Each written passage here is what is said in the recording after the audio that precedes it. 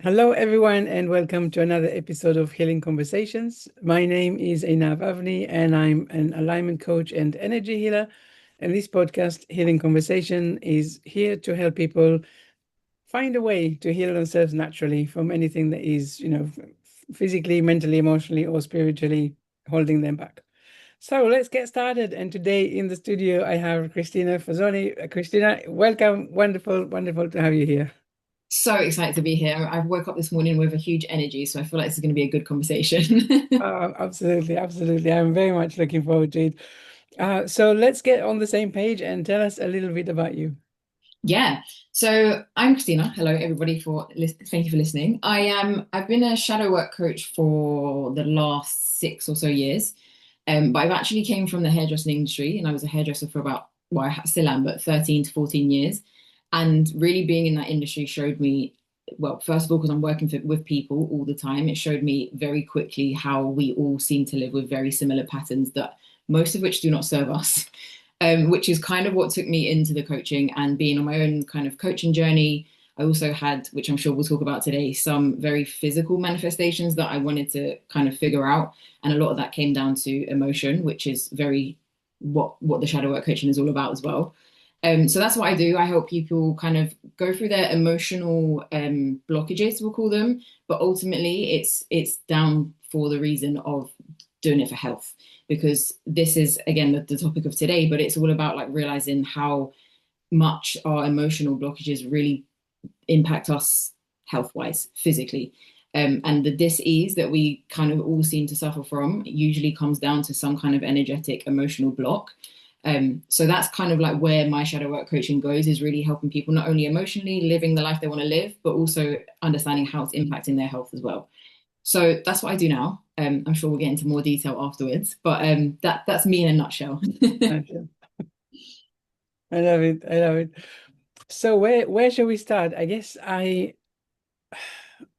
definitely want to hear your story and how you found out, that this is your path and how you made sense out of all of this. But maybe just before that, because I think it's important that we, all on the same page. So when you say shadow walk, what do you mean?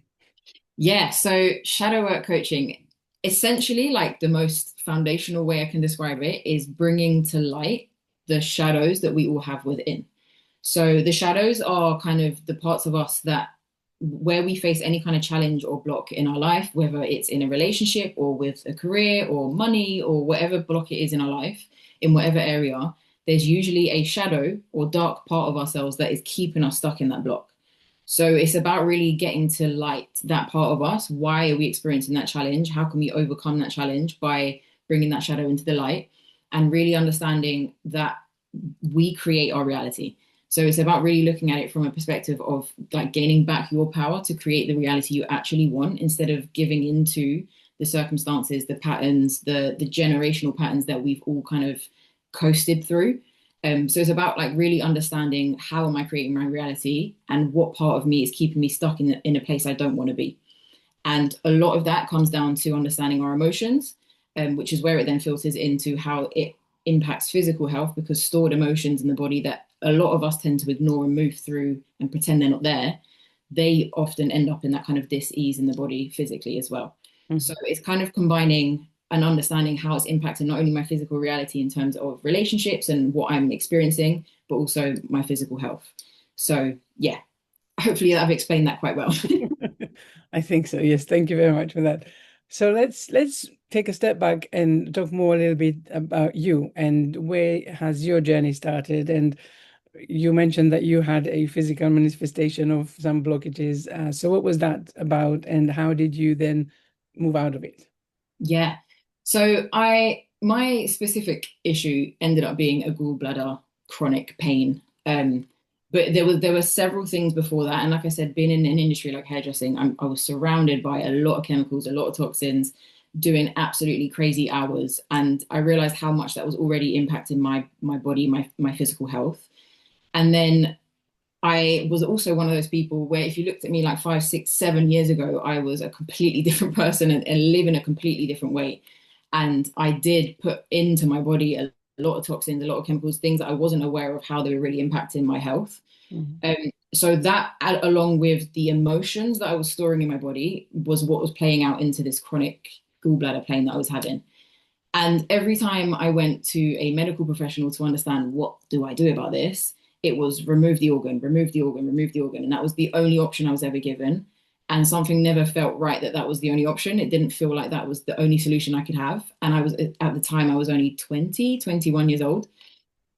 So I started to look more into what the more holistic approaches are, the more natural approaches, and I started to completely remove what was going in my body that wasn't good for me, what was around my body that wasn't good for me, and also understanding the emotions that are stored there. And for me, it was, well, generally in the gallbladder, it's a lot of like anger, resentment, things like that, which I had a lot of. So kind of a mixture of understanding what was going on in my body physically and emotionally was what took me into this journey of understanding myself on a much, much deeper level and seeing the changes that it could bring through having that understanding was what then took me into wanting to help and facilitate it for other people as well. Because the more I went deep into the journey for myself and saw the changes, the more I realized and spoke to people about it, the more I saw that everybody's actually living out these patterns without realizing how much is actually impacting them. So it was really like a very big awakening, we could call it, awareness, like it all came at once. There were other physical manifestations about a lot to do with the womb. That's something I'm still kind of working through at the moment in terms of the energy there. But all of these like individual experiences led to this bigger change in my life, which is what took me ultimately into this work and realizing how important it is that we understand it. Yeah. Amazing, really amazing. And I love that you're talking about all of this, and I love that you experience it for yourself and that you found that way forward. I think, of course, there's a lot of wisdom in that, because so many times people really they go with what the doctors are saying, and they're not recognizing that actually there's got to be something other than just following that surgery or tablets or pills or whatever. Um, but so I want to ask specifically, I guess, what is that question I wanted to ask? When you say you had a lot of anger and resentment and the kind of emotions that we know that are usually generated by the gallbladder, how did you then translate that into understanding that actually, if you work on your anger or your resentment, or if you're reflecting or go within, that this will then help you to heal the gallbladder? And then also, I guess, what kept you going, right? Because I'm guessing that it wasn't an overnight thing. Yeah, very true. I think the first bit was kind of, it came in conjunction with me starting to really understand the power of the shadow work and also understanding how emotions are stored in the body. And I think the thing that I'm sure your audience will know a lot about this, but I think generally people don't understand how much emotion and memory is stored on such a cellular level. And everything we experience emotionally, if we aren't processing it, it's literally stored in cells, in water. That's why they say tears are like the gateway to healing, because we're releasing physically the memories that are stored in our body. And so it was just through understanding that and realizing and actually starting to process anger. I think anger as an emotion is one of these things that gets like really bad rap, and you shouldn't show it, especially as women. I think it's like you're not allowed to feel anger. You should suppress it, like keep it to the side. And so through doing that, for me personally, it ended up with some of this manifestation. And so I started to like healthily understand how to release anger. And the more I did that, along with changing things like my diet and trying more holistic approaches in every way, the more I did that, the less the pain was there. And it also came down to a point of having a scan where there was actually a little lesion on my gallbladder. And I most recently had another scan to check how it was all going, and it's completely gone. And so it's that was what really kept me going, was this understanding of actually I can see the changes are happening. So it's not just a lot of the time I have these conversations and it feels like this, like, oh, you're just kind of masking over the problem by pretending that things are working, but we can physically see the changes are happening. So it's really seeing that we know our body the best, I think, is the thing that we need to, as a society, I think, remember. We knew this at one point, we've totally forgotten it. And it's like remembering that we know our bodies. And if something doesn't feel right, or we're being advised of something that isn't sitting right, there's a reason. You kind of just have to trust the energy and try it. Like, what is the worst that can happen is you try it and it doesn't work, and then you go back to another solution. But I think it's the fear that we have behind not trusting our own body that gets us sometimes into this loop. And I could have gone down a very, very different route. And of course, every situation is different. But I know that I would have probably ended up in a very difficult, probably still painful situation if I'd have just listened and removed the gallbladder and kept hold of the anger. And it probably would have manifested in another way. So Absolutely, absolutely, totally, 100%. Yes. I'd love to know your experience as well with that, because I know we've spoken a little bit, but like in terms of anger or in terms of especially being a woman, like how much that's really suppressed and how it manifests in other ways as well. Like, what's your thoughts on that?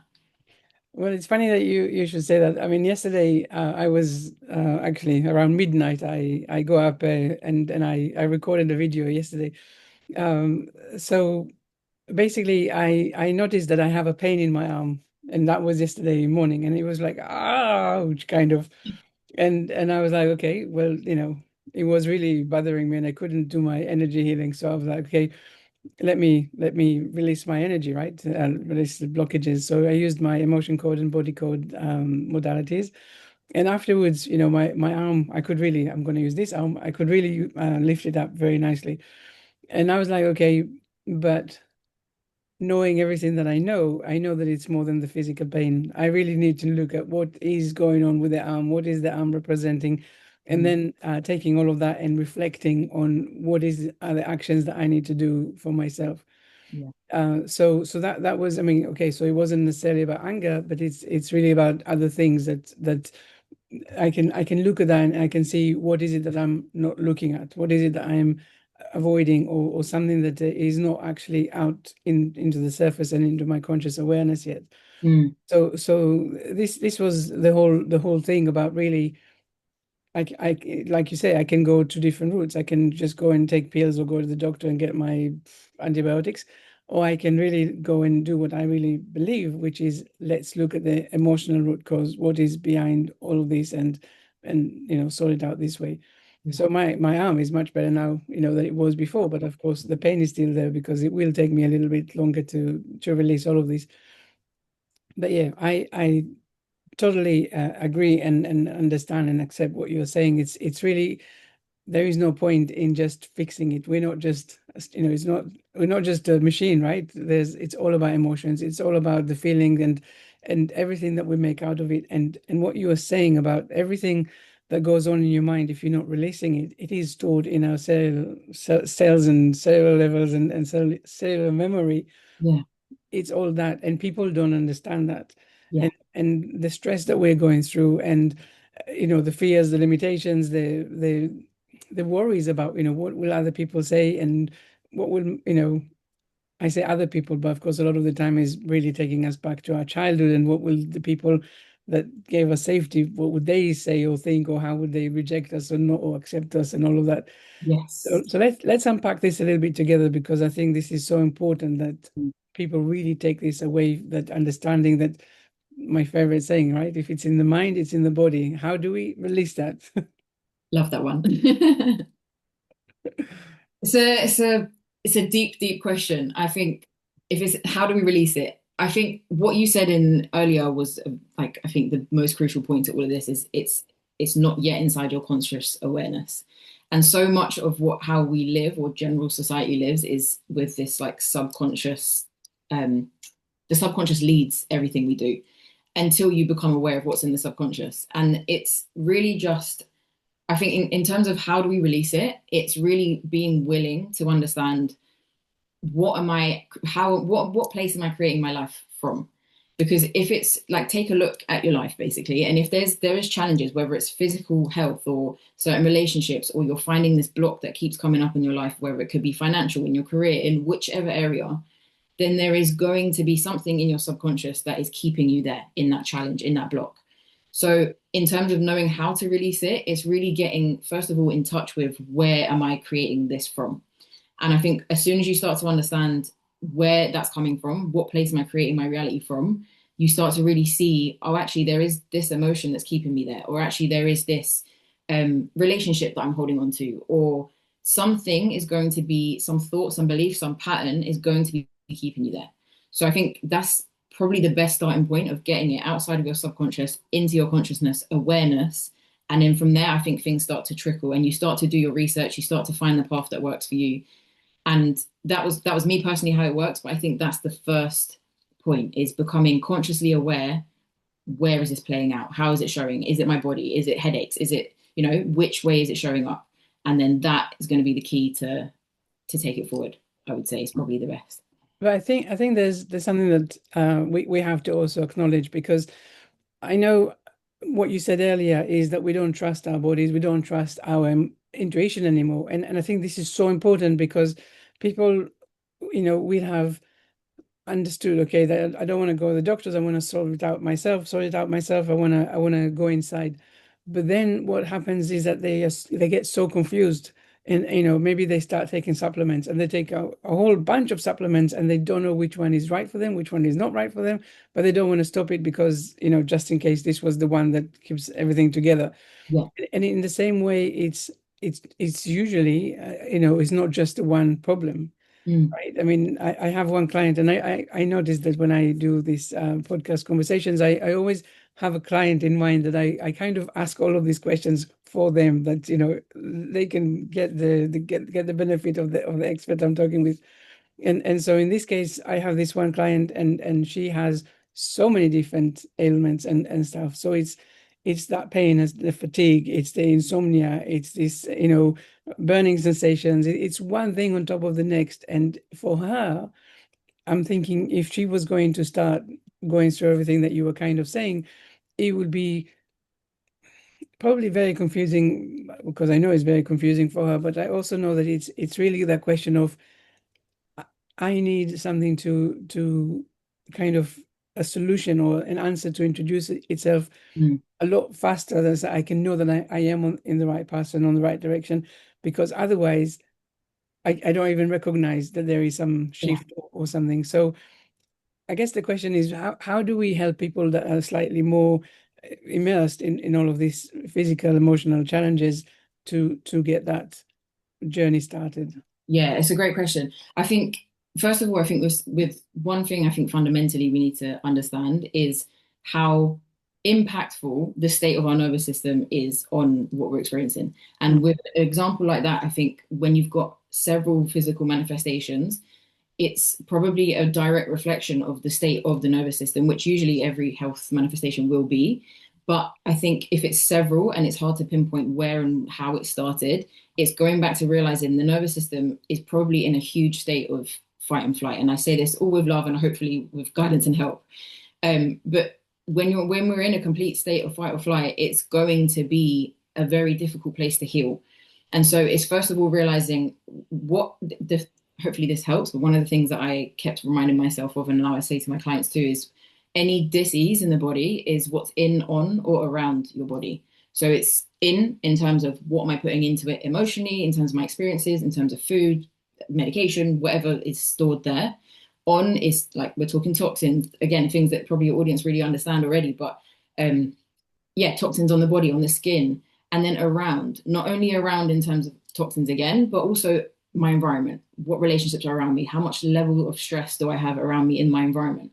And I think those three things are a good place to start and really pinpoint, is the things in my body, on my body, or around my body helping me? And if they're not, then we need to make some changes. But the nervous system, it being in a complete state of fight or flight or high stress levels, is usually going to show in several physical manifestations. And to add to that, again, something I'm sure you talk about a lot on this podcast is energy centers. If you've got several physical manifestations, I think understanding the energy centers, in other words, your chakra system, whatever you want to call it, is really seeing that, okay, fine, if it's headaches, what is it in this energy center that's blocked? If it's stomach ache, okay, what is it in this energy center that's blocked?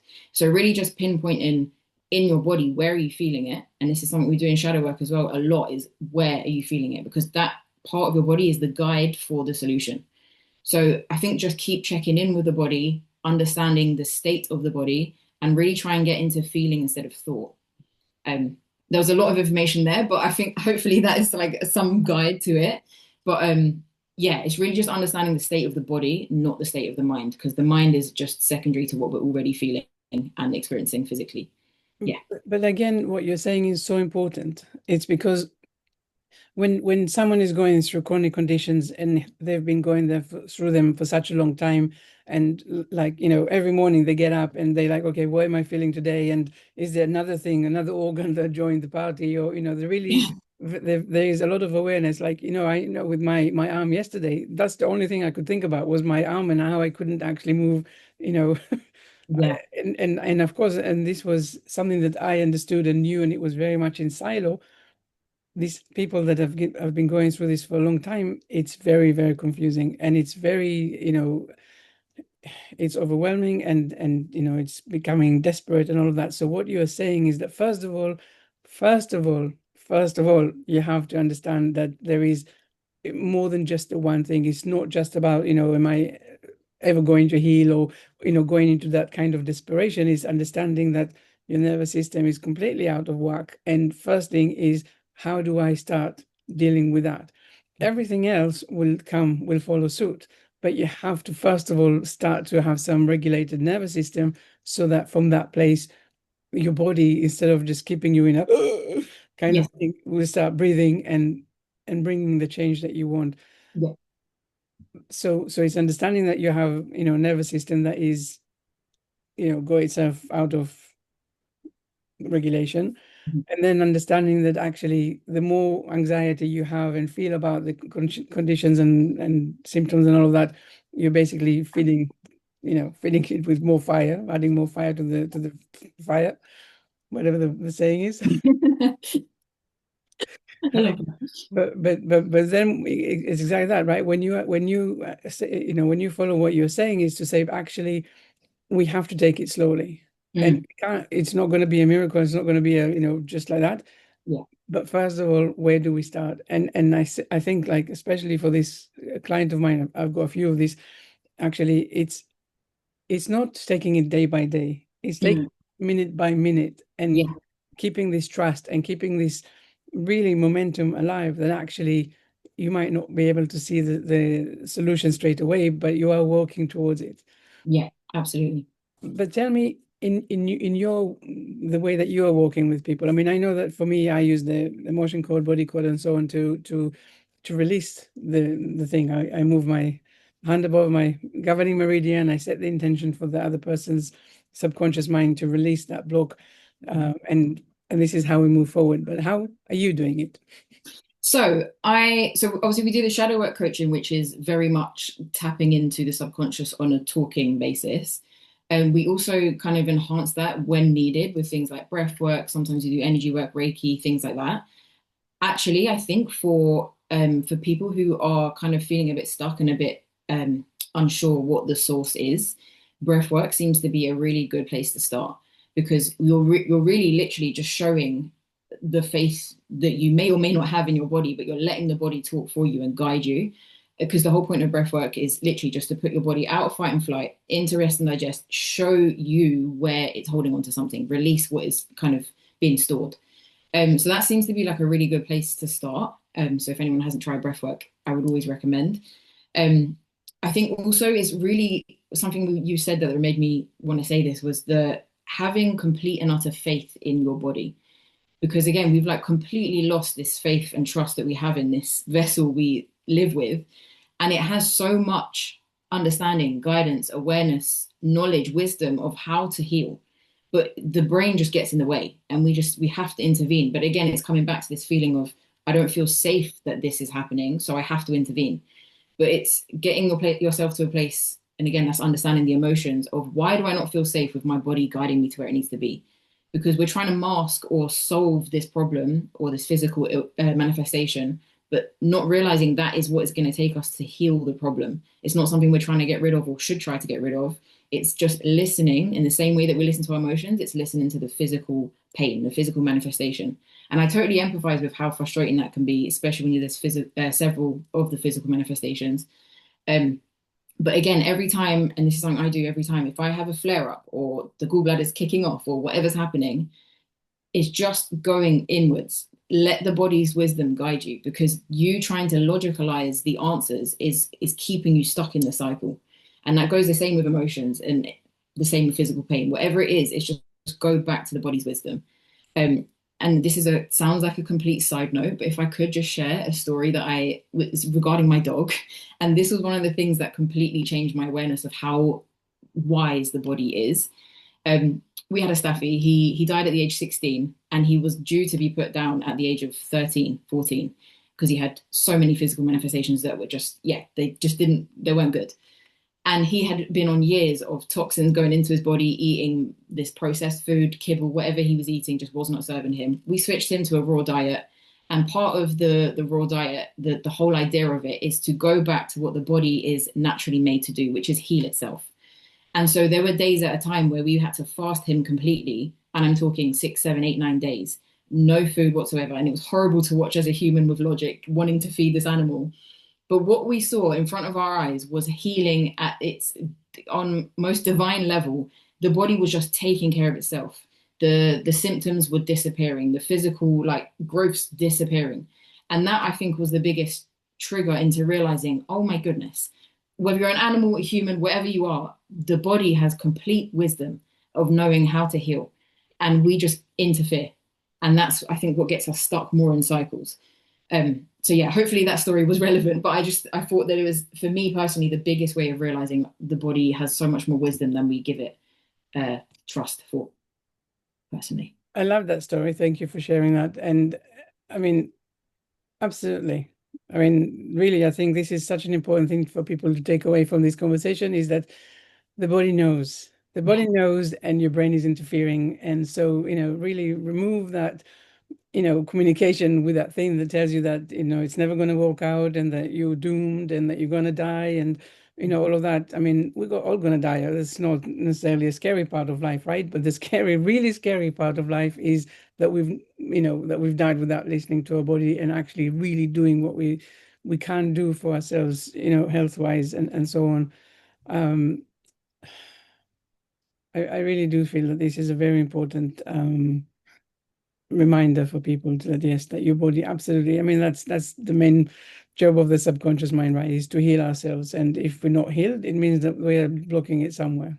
yeah, exactly that. It's such an important, and again, thank you for the podcast like this, because it's such an important message that we just as humans have completely forgotten, but we innately know this. It's just we've been surrounded by this conditioning that has made us want to lose the connection with the intuition, the wisdom, the guidance that we already have. So we're trying to seek it elsewhere. And I think even sometimes seeking it through like healing itself, we try to seek a resolution through healing, but it's just, again, stop. Don't put the power outside of you. I'm not saying, of course, like I do the work as well. So of course there are going to be healers and guiders that you will want to check in with and like get advice from and facilitate space for you to do the healing. But all healing is self-healing. You've got to come into the body and realize, where is it trying to guide me? No, Um, but this is important because when you're seeking people like you, like me, the rest of our friends out there, yeah, this is because if I wanted to learn a new language. I wouldn't be able to just do it myself, right? I mean, I would want to have someone else that can guide me, and any other skill in life, really. yeah, And so they say, right? You can't fix a problem with the same head that created it, and that's the point. So yeah, find someone that you trust to guide you through this and to walk this journey with you and to be there with you as a sounding board, and even just someone that really trust that your body knows and is doing what it's meant to do, even if momentarily forgotten that this is the journey. Um, but I want to ask, so you mentioned breath walk, mm, and I think we all heard about breath walk, but a lot of the time, and also leaning into the organ or the problems, right? So a lot of the time, I noticed that people, you would say, really going with your intuition. What is it? What's mm, going on? And or where is it painful? Or you ask all of these different questions, and the answer is, no, I don't know. I don't know. I don't know. And of course, we know that I don't know is a cover up, right? But but they don't know. yeah. They're really finding it really challenging to go there. So Mm. how do we use breath walk in a way that really helps? And also, how do you guide people to really tune into what is the body telling them? Yeah. So again, I love this question because breath work I've found in conversations with people who are in this space or not is very much like, oh yeah, I've done that before, I've done that before. But there are two, I would say two main types of breath work. And the one that everyone's done before is breathing in through the nose, out through the mouth. That's just a relaxation. That's like very powerful, very useful. But we're talking on another level. There is a level of breath work that can take you deep into the more cellular level that we've been talking about. So this is like, again, what I was saying earlier is getting yourself out of this fight and flight survival mode and into the rest and digest. And in that space, you physically put yourself into a new frequency, which will allow the cells to essentially start talking for you. And so it completely removes the interference of logic, of mind, of survival, and allows your body to talk. So it's done through specific techniques. Some of them are very intense and they're called over breathing for a reason. So it's very, very heavy over breathing techniques. So you would always, if I couldn't recommend this enough, is always do it in a safe space with a facilitator. Never try to do it on your own. The relaxation breath works, in and out, box breathing, all of that you can do on your own. But when you're looking at trying to really get to the cellular level, it's making sure you're doing it in a safe space with a facilitator. There are some very deep, and I've had them myself as well and with clients, but deep releases that can come from emotionally and in terms of pain that can come from a over breathing technique. And it's completely always outside of the awareness. And it's every time at the end of the session, it's wow, where did that come from? So it's that thing you were saying, like, I don't know, I don't know. You don't need to know. And that's, I think, the most important thing with anything like breathwork or whatever technique you're using is you don't always need to know. And that need to know is coming from, again, that lack of safety. So it's just, again, checking into the why do I need to know? Why do I need to have control of this? And breathwork is the perfect place to really let go of the control. Um, so yeah, I hope that answered your question. I think I went off on a bit of a tangent, but yeah, it's just remembering you don't always need to know. And there are techniques to put you into a space where your body can do the talking and remove the logic. Yeah. Yeah, no, absolutely. And but overthinking, Good for overbreathing. that as well. Yes, over breathing. Um, I mean, yes. I mean, I guess I understand, that you might not want to say too much because you really want to encourage the safe experience of that. But what are the benefits of over breathing? What would that do in which way would that help facilitate change? Yeah. So again, it's just getting to the overbreathing takes you out of your survival mode. And so it takes you into a place of getting to the root. Sometimes the root, even you may have a release, it may be in pain. I've had this myself, like intense physical pain during the session, or it might be an intense emotional release. And the benefit of that is that you are releasing what is stored in the cellular level. So that is the benefit in its crux. It's like releasing what you're unaware of that is physically stored there, which can then lead into a release of pain that you've been experiencing chronically. Again, it's done over time. It's not going to happen in one session. But it also might lead to more emotional releases in the sense of, oh, actually, I don't feel so fearful of this thing, or maybe I feel a bit more safe, or it's this combination of physical and emotional that can be released. So it's kind of a dual benefit. It kind of depends what you go in with and what intention. So each time the body will show you something else. So I think the best way to go about it as well sometimes, and I've done this before, is go in with zero intention because then you really allow the body to talk and you don't allow the mind to kind of make up what the solution should be. It's just allowing yourself to feel safe enough for the body to do the talking. But the main benefit is physical release in terms of motion and in terms of pain. It's amazing. And I listen to you and I think again, how really what we really want to do is really help people to separate from the fear of how recovery is going and the pressure of am I doing it fast enough or right enough and all of that. And then actually come back into that thing of, we're not looking for a cure, we're looking for healing, right? We're looking for really not just a pill and it will disappear, although, of course we want it to be fast, Mm. but we also want to go into that thing of that when you look into what you're eating or how you're thinking or how you are, the toxins around you and in you, like you said. So it's really kind of this reminder that is, that there is another way. And if whatever it is you're doing is not working, where are you hanging? What are you hanging on to?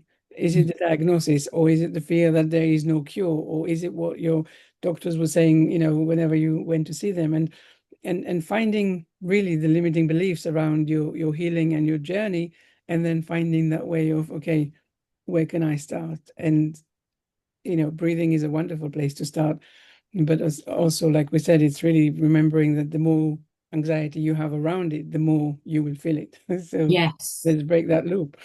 Yeah, exactly that. And that's an important point there because we are, again, I was saying earlier, we're creating our reality. So whatever it's that whole thing of energy flows where focus goes. So if we are always feeling anxious about something, the likelihood is that physical manifestation is going to increase. So again, it's getting to that place of realizing, why do I not feel safe about this? And I think I actually work with a lot of people who have a complete fear of death. And I didn't realize until doing this work how common that actually is. And again, it makes sense because it's a very primal survival thing to feel. But it always, always, always comes back to, like you said earlier, when we look at childhood and when we look at how much safety we are taught to have within ourselves, is very, very little. We're taught from such a young age, an early age, to look for safety outside of us, which is why in adult life now we look for safety in the medical professions or even in things like finances, career, la la la. All of these things is us seeking safety outside of us. So when something happens internally, whether it's pain, some kind of chronic illness, we suddenly panic because it's like we can't rely on ourselves. We don't know how to. So it's again, just keep going back to that. How can I feel more safe within my nervous system, not outside of me, not with the advice? How can I trust my body's wisdom? And just keep coming back to that core foundation and have faith. It's so interesting that you're kind of including everything with that question of safety.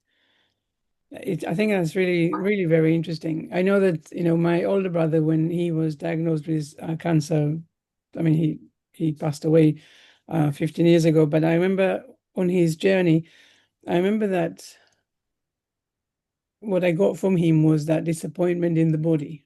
Mm. And of course, 15 years ago for his type of cancer, there was, we never said, oh, you can heal yourself from cancer, right? That was you do not say that. We Yes. actually didn't even dare to believe that there was a way out of cancer and all of that.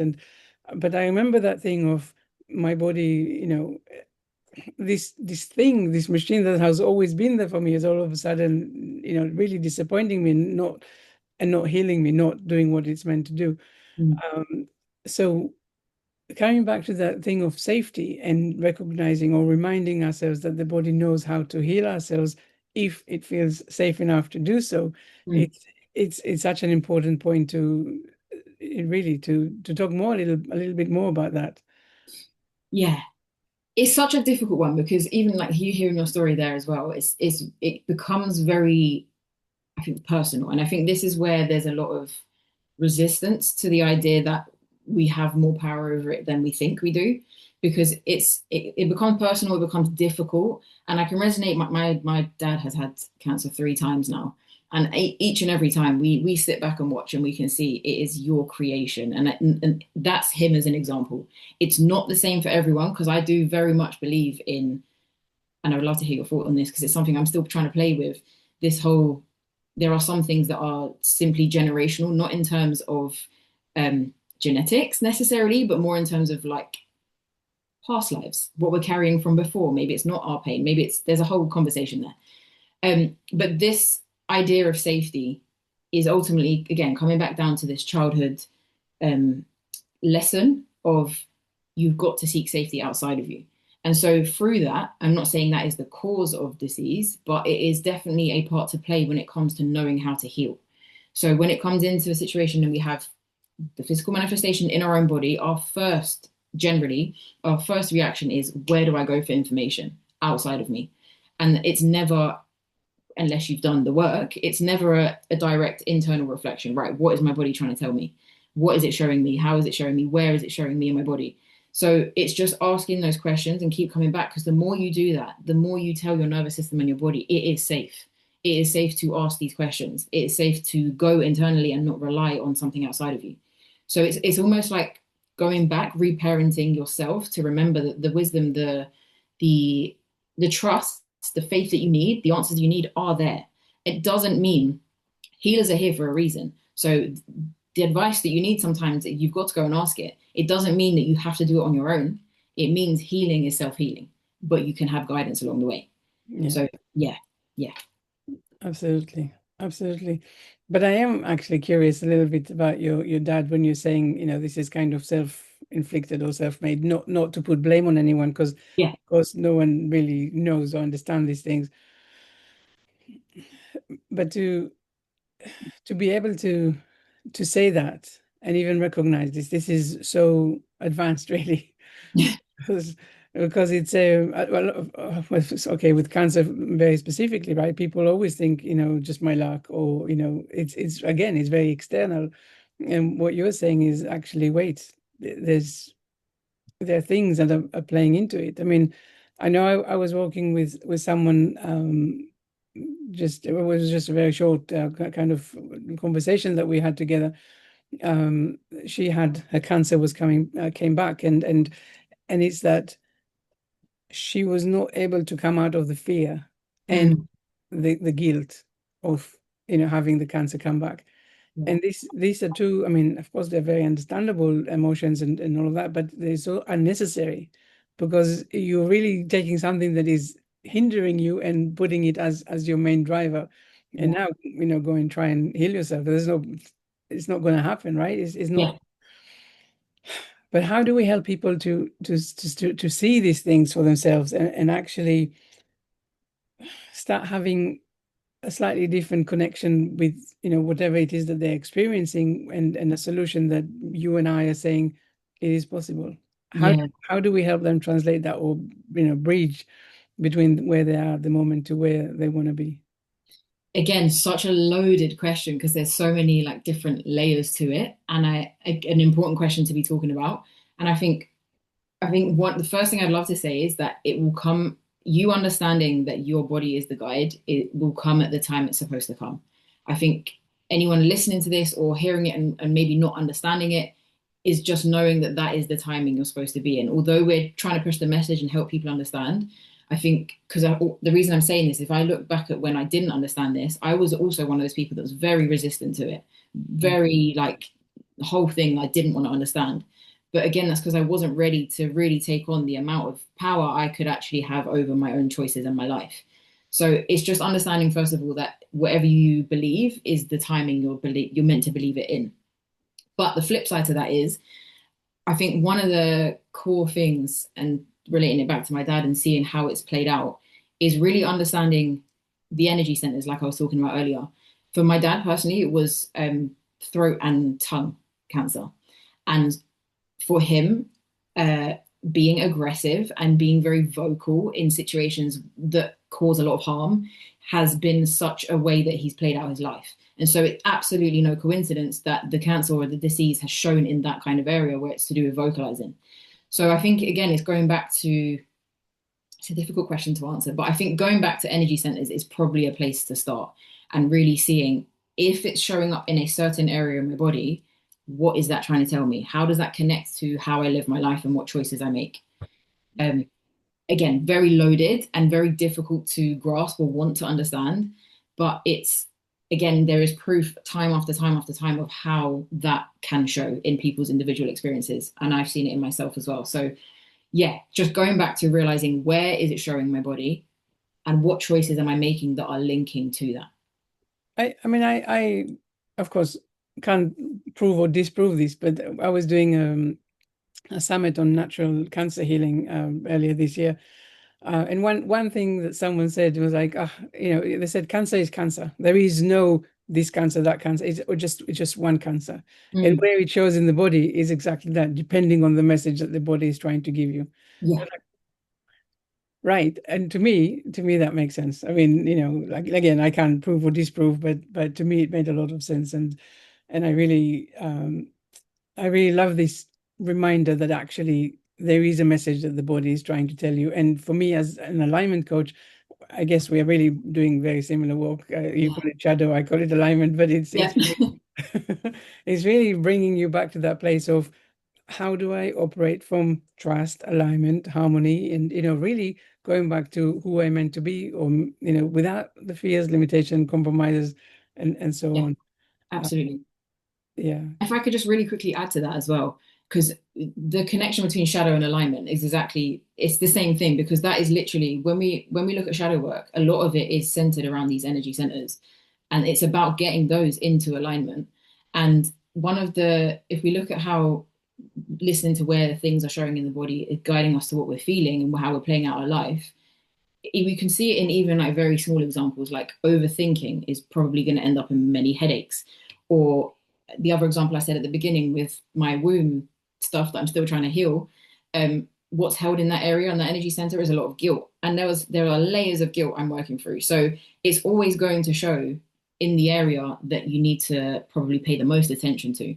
So it is just getting the body into alignment of where it first was meant to be, and kind of just clearing the blockages. And the more you do that, the more your physical health will respond.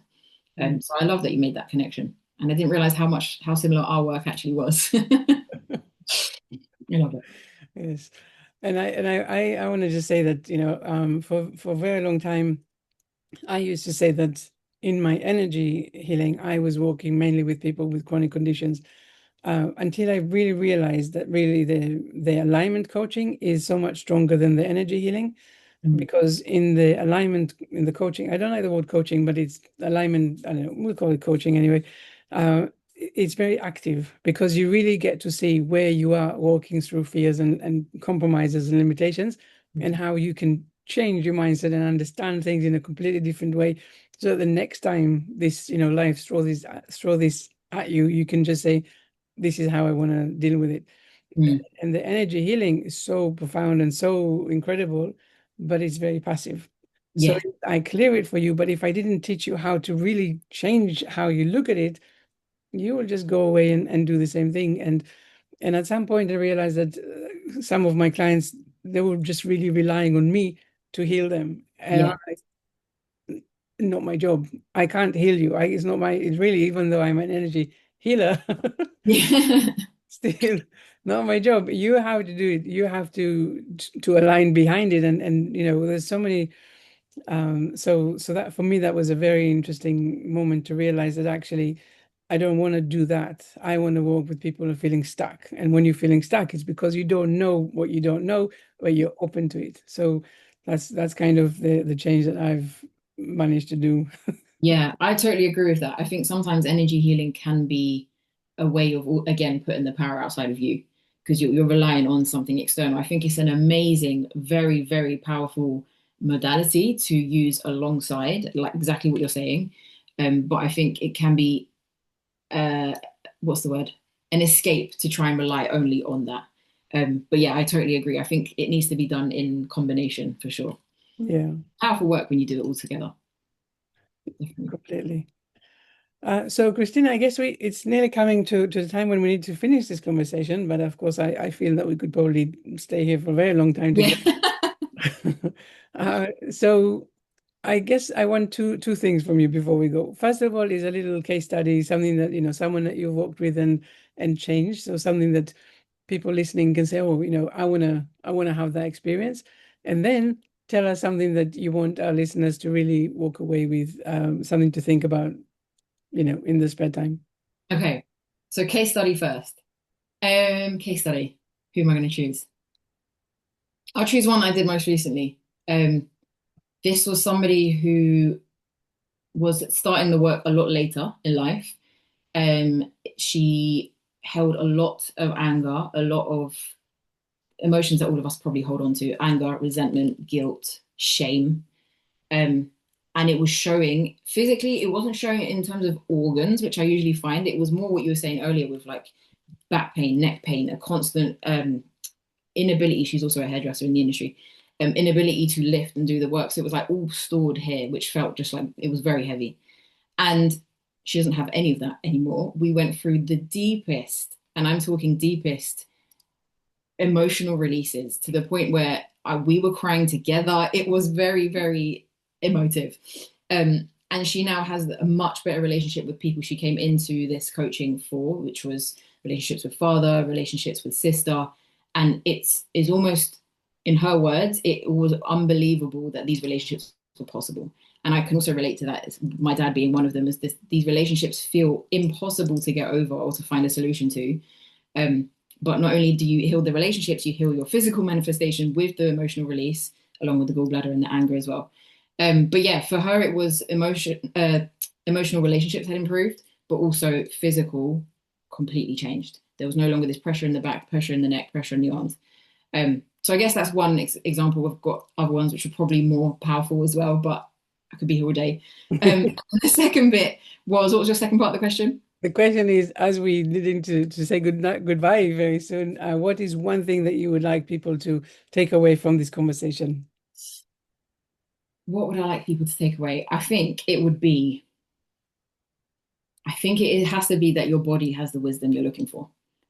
And the answers you are seeking, the trust, the safety, the wisdom you're seeking outside of you is all within. So just keep trying to check in with your vessel that you've been given. Your vessel is a divine vessel that knows all the answers. And I know sometimes that can sound really exaggerated, but it is literally the truth. And the more you trust it, the more you see that. So, yeah, trust your body's wisdom is what I'd say for people to think about. Wonderful. I love it. I really do love it. And I, of course, join you in this message. Yes. Uh, Cristina, thank you. Thank you so much for being here with us today. It was a pleasure. It was wonderful to bring this kind of into a really nice conversation, and hopefully people really take the right kind of messages away from the conversation. All of your information, of course, is going to be in the show notes. So if people want to get in touch, ask question, connect, they will know the way. And anyone listening or watching, of course, please do share, like, comment, all of that, because we are here to bring a very important message to the world. And that is, as Cristina said, you can trust your body to heal itself. And this is what we're doing here. So thank you so much. Thank you so much. It's been an absolutely amazing conversation, as I knew it would be. Thank you. I appreciate you.